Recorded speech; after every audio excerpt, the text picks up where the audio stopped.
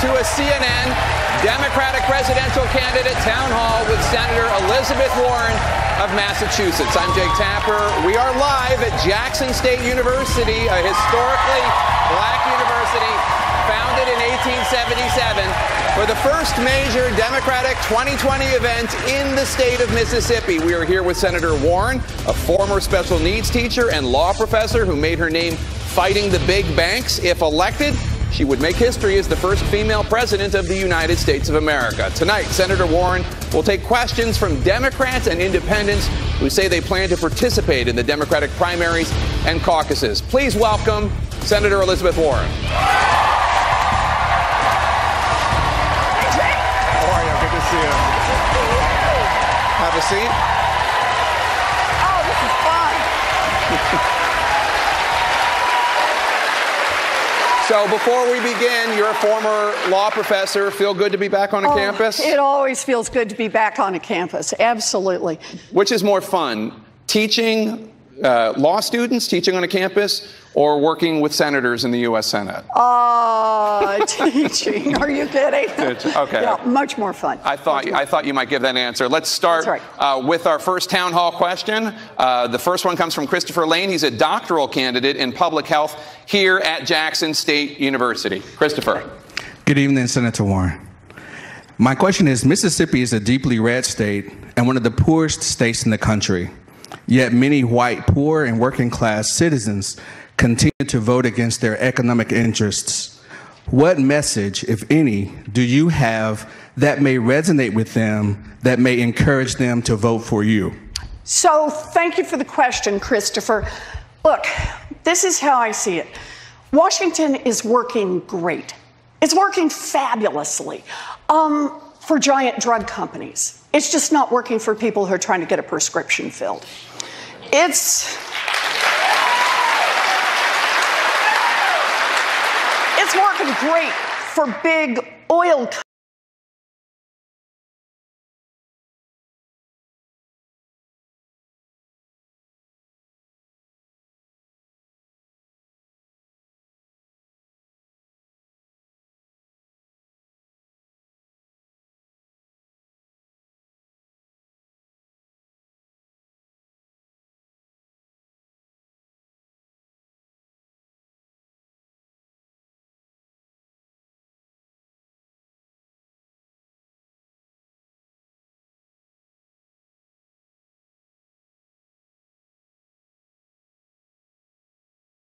That want to drill everywhere. It's just not working for people who see climate change bearing down upon us. It's working great for giant financial institutions and for payday lenders. It's just not working great for people who are living paycheck to paycheck. I'm tired of Washington that works for the rich and the powerful. I want a Washington that works for the rest of America. That's why I'm in this fight. And I believe on that Democrats, independents, and Republicans, they know a scam when they see it. And they see a Washington working for those guys. I think they're ready to get in the fight and get a Washington and a country that works for the rest of America. Thank you. So our next questioner is Kalita Hicks. She's a supporter of yours and a Spanish language translator from Jackson. Kalita. Hi, Good Kalita. evening. Since the election of Donald Trump, the number of hate crimes has increased and white supremacists have become more emboldened online and in public. What are your plans to unite the country? Oh, good. Thank you for that question. You know, it starts with the fact that we've got to recognize the threat posed by white nationalism. White supremacists pose a threat to the United States like any other terrorist group, like ISIS, like Al-Qaeda, and leadership starts at the top. And that means you've got to call it out. No sitting by. And then when you call it out, as President of the United States, you got to use the tools available to you. And that means get the Justice Department, when they break the law, to go after them with full prosecution. That's what I can do. Thank you. Thank you. It's a good question. Our next question comes from Georgia Karan. She's a graduate student here at Jackson State University. Georgia. Hi, Georgia. Hi. Thank you, Senator Warren, for taking my question. Thank you so much for taking my question. I am an African American female with 5 beautiful adult children and 10 grandchildren. Oh, Georgia, count your blessings every day. Please describe to me what a public apology for 400 years of free labor in the South, especially Mississippi, will look like in the African American community in the new election.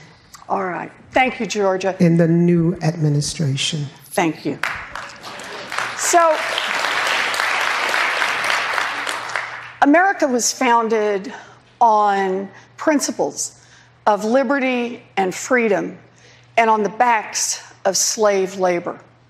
This is a stain on America. And we're not going to fix that. We're not going to change that until we address it head on directly. And make no mistake, it's not just the original founding. It's what's happened generation after generation. The impact of discrimination handed down from one to the next means that today in America, because of housing discrimination, because of employment discrimination, we live in a world where for the average white family has $100, the average black family has about $5. So I believe it's time to start the national, full-blown conversation about reparations in this country.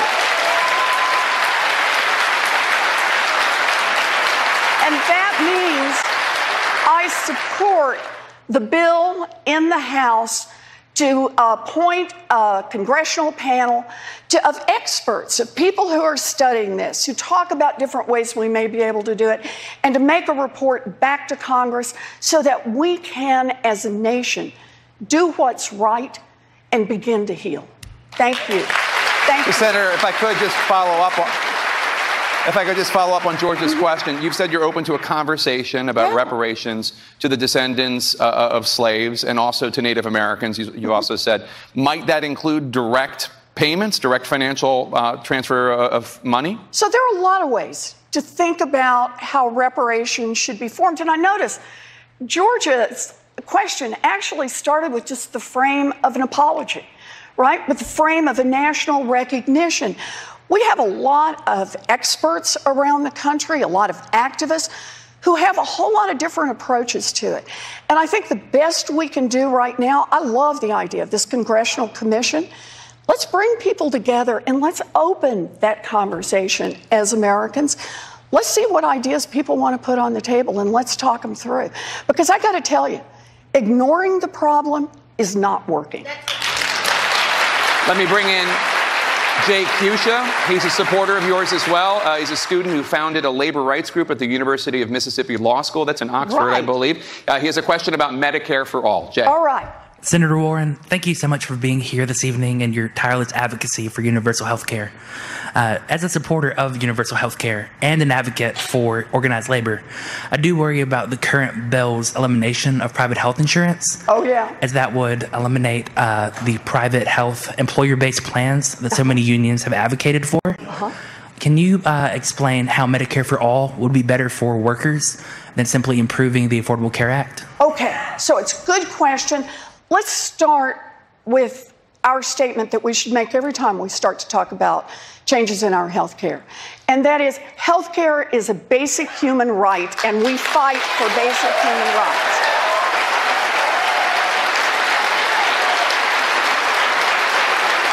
And then let's put these in order, because I appreciate that your question starts with the Affordable Care Act. Let's all remember, when we're talking about what's possible, let's start where we are and the difference between Democrats and Republicans. Right now, Democrats are trying to figure out how to expand health care coverage at the lowest possible cost so everybody is covered. Republicans, right this minute, are out there trying to repeal the Affordable Care Act. They've got a lawsuit pending down in Texas where they're trying to roll it back, what they couldn't do with a vote. They're trying to do with the courts. HHS every day is doing what they can to undermine the Affordable Care Act. So when we're talking about health care in America right now, the first thing we need to be talking about is defend the Affordable Care Act, protection under the Affordable Care Act. Then part two, let's make the improvements that are what I think of as the low-hanging fruit. For example, let's bring down the cost of prescription drugs all across this country. We got lots of ways we can do that. We can import drugs from Canada where the safety standards are the same. That would cut costs dramatically. We can negotiate the prices under Medicare. That would cut costs dramatically. And I've got a proposal to help bring down the cost on generic drugs, which could be about 90% of all prescriptions. So let's get those costs down. And then you know what you're going to hear from a consumer advocate. And that is, we need to hold insurance companies accountable. And that means no tricking and trapping people on those insurance contracts. And then when we talk about Medicare for all, there are a lot of different pathways. What we're all looking for is the lowest cost way to make sure everybody gets covered. And some folks are talking about, let's start lowering the age. Maybe bring it down to 60, 55, 50. That helps cover people who are most at risk and can be helpful, for example, to the labor's plans. Some people say do it the other way. Let's bring it up from everybody under 30 gets covered by Medicare. Others say let employers be able to buy into the Medicare plans. Others say let's let employees buy into the Medicare plans. For me, what's key is we get everybody at the table on this, that labor's at the table, that people who have to buy on their own, everybody comes to the table together, and we figure out how to do Medicare for all in a way that makes sure that we're going to get 100% coverage in this country at the lowest possible cost for everyone. That's our job. So, like that? Good. If I could just follow up a little on Jay's question. So you are a co-sponsor of Senator Bernie Sanders' Medicare for All bill. And I understand there are a lot of different paths to universal coverage. But his bill that you've co-sponsored would essentially eliminate private insurance. Is that something you could support? He's got a runway for that. I think we get everybody together. And that's what it is. We'll decide. I've also co-sponsored other bills, including expanding Medicaid is another approach that we use. But what's really important to me about this is we never lose sight of what the center is, because the center is about making sure that every single person in this country gets the coverage they need and that it's at a price that they can afford. We start with our values, we'll get to the right place. So theoretically, though, there could be a role for private insurance companies under President Warren. Or there could be a temporary role. Even Bernie's plan has a runway before it gets there. Because it's a big and complex system, and we've got to make sure that we land this in a way that doesn't do any harm. Everybody has got to stay covered. It's critical. Let me bring in Carrie Johnson. She's a high school principal in Canton, Mississippi. Carrie? Hi, Carrie. Hello, Senator Warren, and thank you for coming tonight. I'm glad to be here. Obviously, building a wall will not prevent foreigners from crossing on U.S. land. Yeah. What will you do? What will you put in place to control the influx of migrants? Okay. So let me just start where I think of our whole immigration policy. And that is, we need to have policies on immigration that are consistent with our values. We are a country that is built on our differences. That is our strength, not our weakness. And when people come to the United States because they are fleeing terror in Central America, they fear for their lives, then we have a moral responsibility to listen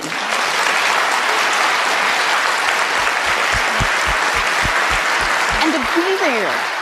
You know, if I can just take a minute to say on this one. I went down to the border last year when the word first began to come out about children taken away from their mothers. And I just want you all to envision this. Think of a big old Amazon warehouse, only dirty and smelled bad. And when I walked in, on my left were cages, maybe 10 feet wide, 40 feet deep, a toilet back in the corner, one after another crammed full of men. On the right, one after another crammed full of women. And then you walk into the main area, and there were cages about the size of this central area here with nothing but little girls in it. And over there, nothing but little boys. It's not who we are. That is not the country we want to be. And an immigration system that is administered so that it is not able to tell the difference between a criminal, a terrorist, and a 12-year-old little girl is an immigration system that not only is not keeping us safer, it does not reflect our values.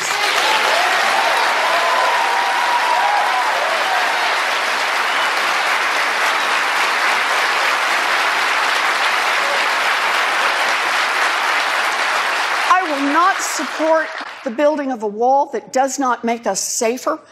The administration itself, people within it have already said this is not about security. This is not how we're going to make ourselves safer. The kind of wall that is proposed now is a monument to hate and division. We are a better country than that. So I'm just not here. Thank you. So, Senator, just to follow up, so Carrie's specific question was, what will you put in place to control the influx of migrants? And I should hit both of those. You're exactly right. One thing we can do is remember all the tools in the toolbox. And that is, when there's a problem in Central America, because the gangs have taken over, because the local officials can't manage, then that's not a point at which we should be cutting our aid. If we want to stop the problem of mamas fleeing for their lives, then let's make a little more investment in the areas that are troubled. And let's help people be able to stay where they are safely. That's a much kinder way to do it. I want to bring in Paul Buckley. He's a high school history teacher from Jackson. Paul? Hi, how are you, Paul? I'm doing well. Good evening. Welcome to Mississippi. Thank you. So, Senator, conservatives are increasingly using the socialist label as a means of attack. So how and to what degree will your policies encourage the traditional value of self-reliance, offering financially challenged Americans a hand up, but not a handout? So, this is just a reminder that folks can say whatever they want. But the reality is, at least for me, I believe in markets. And I believe in the value that we get out of markets. But it's got to be markets with rules. Market without rules is theft. But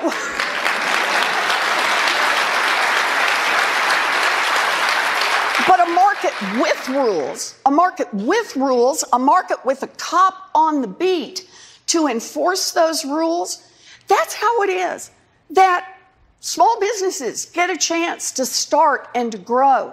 That's how it is that employees get to move from one place to another. That's how it is that we get new products. I'm a supporter of markets with rules. And what's wrong right now in Washington is the big folks, they don't want rules. These giant corporations, they just want to be able to run over whoever they want to run over. And if that means run over their own employees, then by golly, they'll do it. If that means run over their customers, by golly, they'll do it. If that means running over their local communities, by golly, they will do it. So the way I see this is we not only need a government that's on our side with these rules, we need big, systemic change. And that means we need more balance out there in the marketplace. And I'll tell you real quick a couple of ways we can do that. The first one is we need for employees to have more power. And that means we need to make it easier to join a union, and unions need to have more power once people have joined. Unions built America's middle class. Unions will rebuild America's middle class. That's how we make it happen. Thank you. And we should note, you're here in Mississippi, you're focusing on housing for people who are struggling. You have a plan to try to tackle that. You say it's going to help lower rent. How does that work? So I have a proposal to build about 3 million new housing units across America. And I just want to stop for a second. Anybody in here worry about the rising price of housing? Right? Yeah, that's pretty much everybody, right? The idea is that we need to make a real investment in housing. In the same way that we think about health care as a basic human right, having a decent and safe place to live should be a basic human right. And the squeeze is everywhere. It's the poor, it's the working poor, it's the working class, it's the middle class. Shoot, it even kind of moves up into the upper middle class, that people feel squeezed on housing because we just don't have enough affordable housing across this country. So I believe what we should do is we should make a big investment in housing. And by the way, if we do that, independent analysis from Moody's says that we would lower rents across this country by about 10%. That's across the board. And we create an opportunity for more people to become buyers. So housing is important. And if I can, Jake, I want to tell you about one other part of this.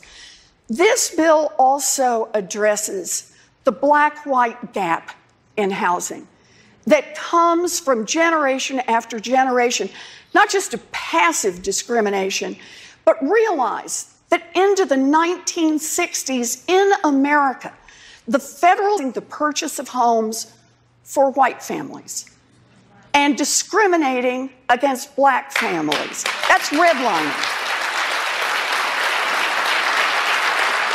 This bill tackles that head on. And it says for people who are living in formerly redlined areas, there's going to be some special assistance for first-time home buyers, for people who got cheated in the run-up to the housing crash and lost their homes, some special assistance for folks to be able to get that first home and to start building the generation after generation of wealth. It's a step in the right direction. We're going to take a very quick break. We'll be right back with more from CNN's Democratic Presidential Candidate Town Hall with Senator Elizabeth Warren. We're live in Jackson, Mississippi. Stay with us. This is CNN Breaking News.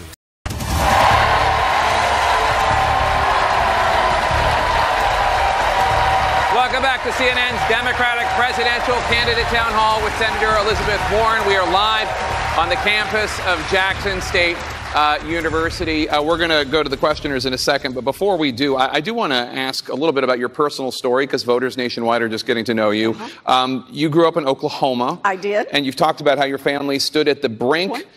One person from Oklahoma. There we go. Welcome to Mississippi. Okay. So you talked about how your family stood at the brink of financial disaster through a good part of your childhood. How has that shaped your life in the Senate? So I'll tell you about that. So I have 3 older brothers. They all went off and joined the military. That was their ticket to America's middle class. I was the late in life baby. My mother always just called me the surprise. And about the time I was in middle school, my daddy had a heart attack. And it was serious. Thought he was going to die. The church neighbors brought covered dishes. It was a scary time. He survived, but he couldn't go back to work. And we lost our family station wagon. And at night, I'd hear my parents talk. And that's where I learned words like mortgage and foreclosure. And I remember the day that I walked into my parents' bedroom, and laying out on the bed is the dress. And some people here will know the dress. It's the one that only comes out for weddings, funerals, and graduations. And my mother's in her slip, and she's stocking feet, and she's pacing back and forth, and she's crying. She's saying, we will not lose this house. We will not lose this house. She was 50 years old. She'd never worked outside the home. She was truly terrified. And I watched her while she finally just pulled it together, put that dress on, put on her high heels, blew her nose and walked to the Sears and got a minimum wage job. And that minimum wage job saved our house, but more importantly, it saved our family. Anybody who wants to know me has just heard the story. But here's the thing for me now. For a long time, I used to think that was just a story about my mother. How when you get scared, you reach down, you find what you have to find, and you bring it up. And then years later, I came to understand this is a story about millions of Americans who, it doesn't matter if you're scared. When you got to do something to take care of people you love, you reach down, you find it, and you pull it up.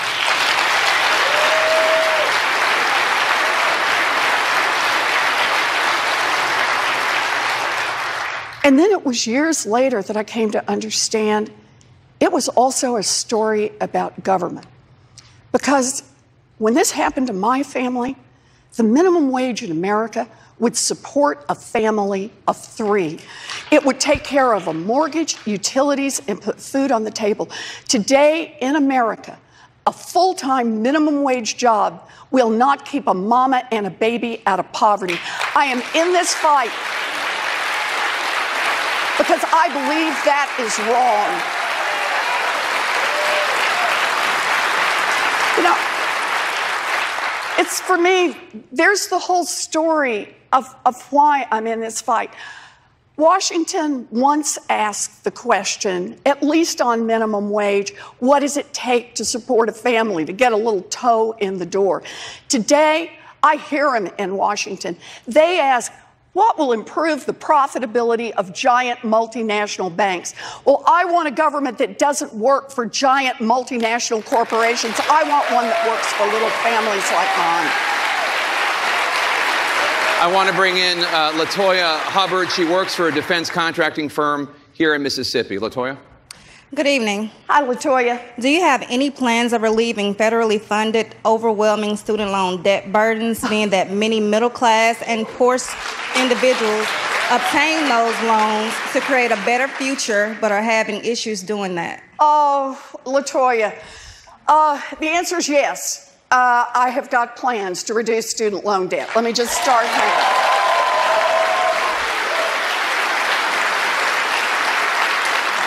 But you know, there are parts of this that are so personal. I've had one dream since I was in 2nd grade. There's just one thing I wanted to be. All 3 of my brothers went off and joined the military, and God bless them. You know what I wanted to be? I wanted to be a public school teacher from the time I was in 2nd grade. Can we hear it for America's public school teachers? Yeah. But you got to have a 4-year diploma to do that. And by the time I graduated high school, my family didn't have the money for a college application, much less to send me off to school. And I have a long and twisty story. Got a scholarship, then I fell in love, got married the first time. And I thought I'd lost it all. I thought I'd given up on that dream. And I found a commuter college, a public college, that cost $50 a semester. And that was my ticket. And I became a special needs teacher. I got to live my dream.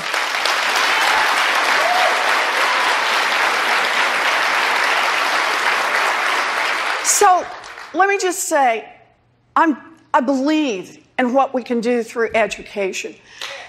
But if America wants to be a stronger country, America wants to be a country of real opportunity for everyone, then that means that every kid has a right to get an education without getting crushed by student loan debt. Period. While we're on the subject While we're on the subject of education, our next question has to do with the place we're standing in right now, historically black university. Yes. I want to bring in Kathy Johnson. She works in banking in Ridgeland, Mississippi. Kathy. Hi, Kathy. Thank you, Senator Warren. Being a graduate of a historically black college and university, I see firsthand how we are the first to lose funding or to have budget cuts. How would you make it a priority that we receive more funding and being able to compete with non-historically black colleges and universities? All right, it's a great question.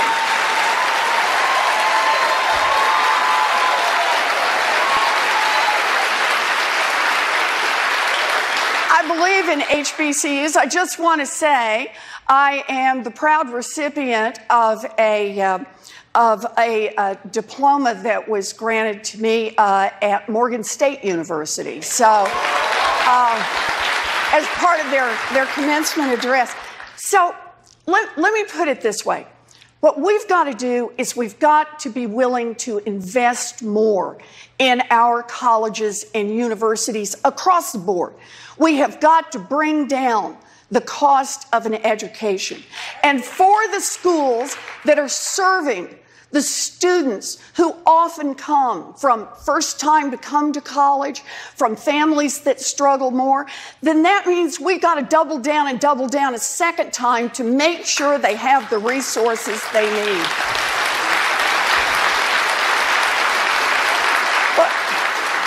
And it's not enough just for somebody to stand here and talk about it generally. I want you to know, I get this one. Right now in America, African American students are more likely to have to borrow money to go to college. They're more likely to borrow more money, and they are more likely to have trouble paying off that debt when they leave college. That is a national disgrace. And part of dealing with our student loan debt burden needs to focus on that specifically. So thank you. It's a good question. Thank you. I want to bring in Brennan Breland. He's a lawyer and officer in the Army Reserves. Brennan. Good evening, Senator. How do you respond to people who think that regardless of the underlying facts, the way you handled the question of your Native American heritage was tone-deaf, offensive, and indicative of a lack of presidential tact? Well, you know, I grew up in Oklahoma. I learned about my family from my family. And based on that, that's just kind of who I am. And I do the best I can with it. You know, there was an investigation. Nothing I ever did or my family played any role in any job I ever got. But I'll tell you this. I have now done 38 town halls in Massachusetts last year, and this is my 32nd town hall since January. And what I've discovered is that people care a lot about what's happening to their lives every single day and what touches them, like housing and education and health care. That's the kind of reason that I'm in this fight, and I'm going to stay in this fight. And I'll tell you this, I'm going to fight it from the heart every inch of the way. I'll do my best. The next question comes from Rukia Lumumba. She's a legal advocate and community organizer here in Jackson. She also happens to be the sister and former campaign manager of Jackson's current mayor, Chokwe Antar Lumumba. Her late father, Chokwe Lumumba, was also once the mayor of this city as well. Rukia. All right. Good to see you. Thank you. Thank you for being here. Welcome to Jackson, Mississippi. Yeah. So voter disenfranchisement is real.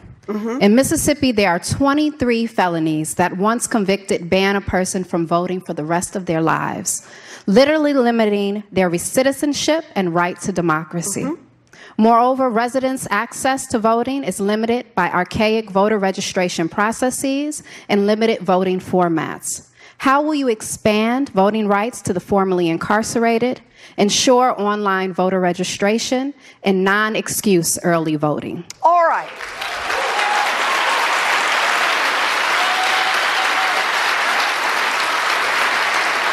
Question, but can I go you one bigger? Yeah. And that is, I believe we need a constitutional amendment that protects the right to vote for every American citizen and to make sure that vote gets counted. We need to put some federal muscle behind that. And we need to repeal every one of the voter suppression laws that is out there right now.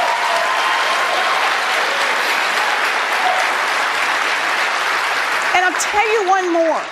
We need to make sure that every vote counts.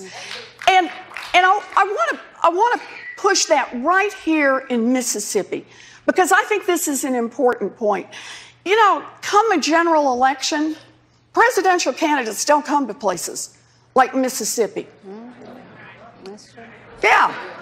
They also don't come to places like California and Massachusetts, right? Because we're not the battleground states. Well, my view is that every vote matters. And the way we can make that happen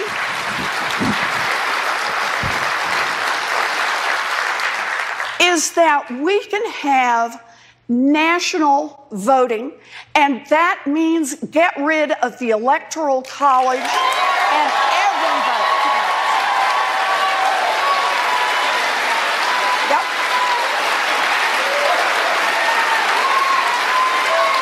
Everybody.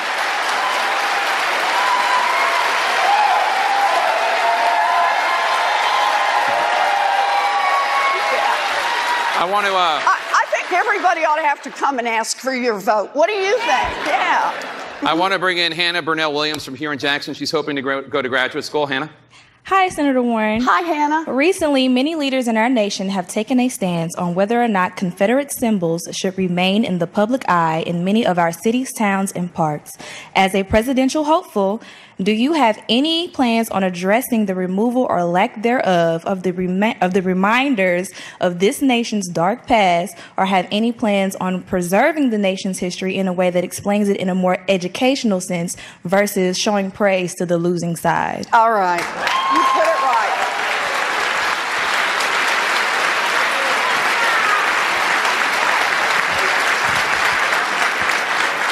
So I would support removing Confederate celebrations from federal lands and putting them in museums where they belong. That's right. Thank you. Let me follow up if I can, because Mississippi is the only state in the country that still has the Confederate battle emblem on the state flag. Do you think Mississippi should adopt a new flag? Yes.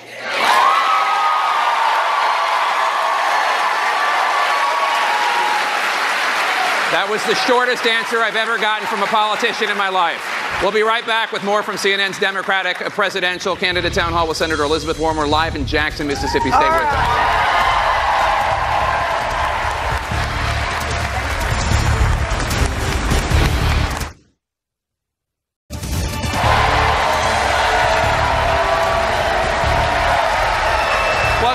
CNN's Democratic Presidential Candidate Town Hall. We're here with Senator Elizabeth Warren. We're live in Jackson State University in Mississippi. In 2018, Jackson, Mississippi had its highest homicide rate in more than 20 years, with 84 murders. According to local media, it's among the highest murder rates in the country. On that topic, I want to bring in Ariane Hill. She's an accountant for the Office of the State Treasurer. Ariane? Hi. With Jackson, Mississippi having a very high homicide rate, will there be any revisions to gun control to help ensure less killings throughout the metropolitan city?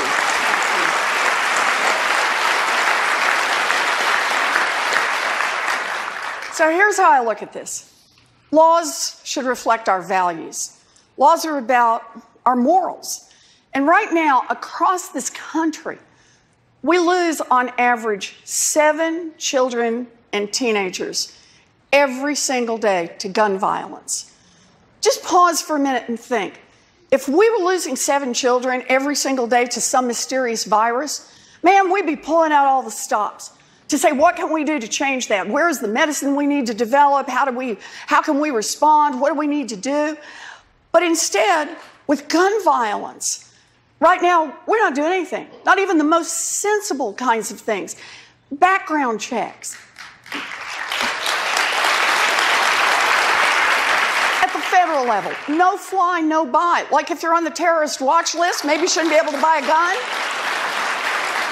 that weapons of war do not belong on our streets.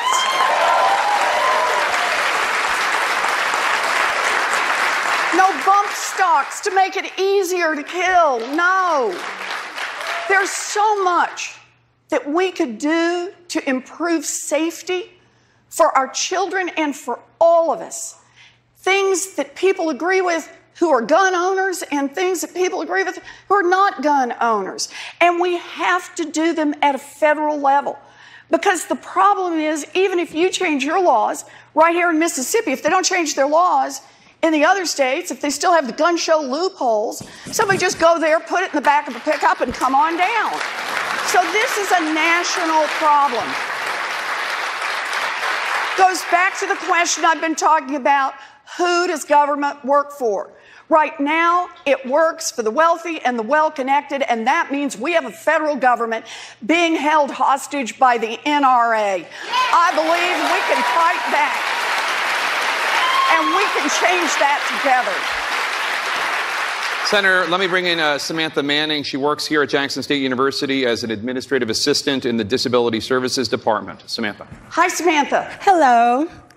As a mother of Black boys, I am constantly reminded of a judicial system where the scales are often weighed against them, and those that have sworn to protect them fear them, and are most often ruled justified in excessive actions against other children who look like them. As president, how would you address the concerns that I and many other parents like me have when it comes to protecting our children and restoring our faith in the judicial system? So thank you very much.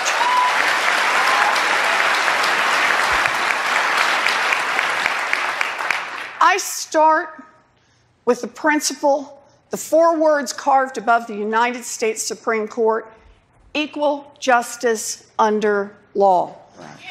That's what I believe in, but I understand today in America, we don't have that. Right. That's right. Race matters, and we need to call it out. Right.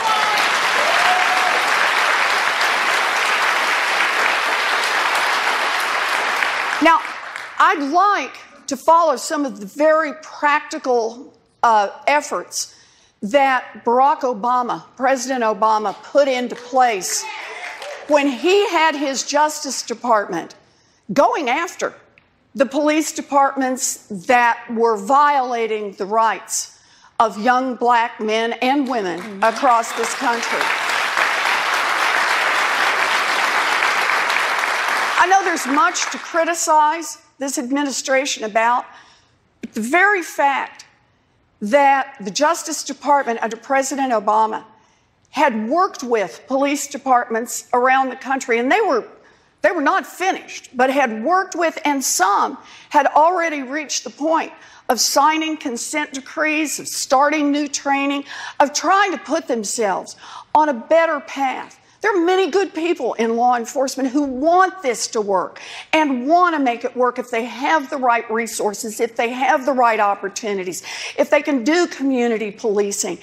That's where President Obama was leading us, and this administration pulled that out of the Justice Department, reversed it, and that makes the world a lot more dangerous for everyone. I would reverse that and go where President Obama went. Thank you. I want to bring in Mary Crump. She's a retired nurse from Jackson. Mary? Thank you, Senator Warren, for being here. How do you plan to make sure the extremely rich pay their fair taxes? Whoa!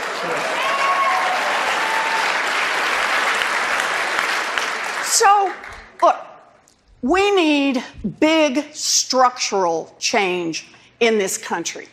And that means the kind of, let's just admit it, when you've got a government that works for the rich and it's not working nearly as well for anyone else, that's corruption, and we need to call it out plain and simple.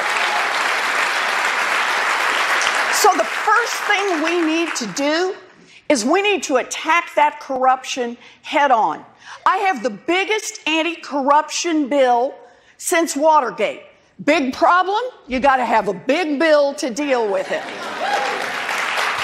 Now, it's got a lot of pieces to it, but the main point is to beat back on the influence of money. Because that's how they keep getting this government, getting this country to work for them. So, for example, my bill says we're going to end lobbying as we know it. Block the revolving door between Main Street, between Wall Street and Washington. I'll give you one more. Everyone who runs for federal office ought to have to put their taxes online. Everyone.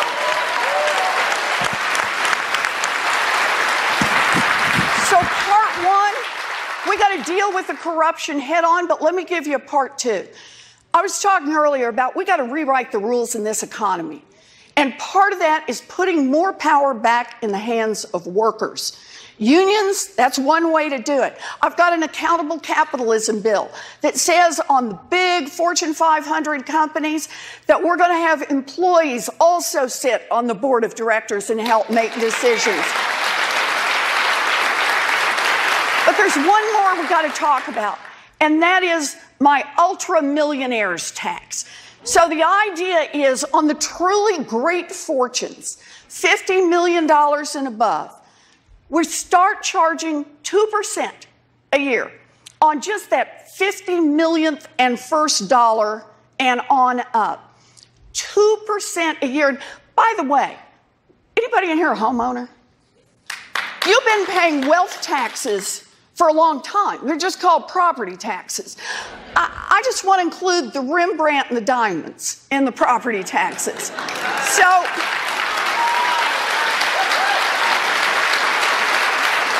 I want to put a wealth tax in place, and I just want to talk to you for 1 minute about how that restructures our whole economy.